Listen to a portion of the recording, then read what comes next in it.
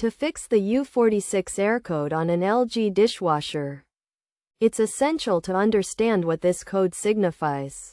The U46 error code indicates a control board malfunction, which can be caused by a stuck button or a control board issue. To resolve this problem, start by resetting the dishwasher. Press the power button to turn it off. Then switch off the circuit breaker and wait for 10 seconds before turning it back on. Next, power on the dishwasher and initiate a new cycle, which should clear the error code. If the issue persists, check for stuck buttons and release them if necessary. After freeing any stuck buttons, reset the dishwasher again to clear the error code.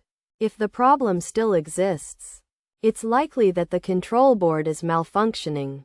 In this case, locate the model number of the dishwasher to determine the correct part number for the control board. Then replace the board or hire a technician to do so. After replacing the control board, reset the dishwasher, and it should function properly.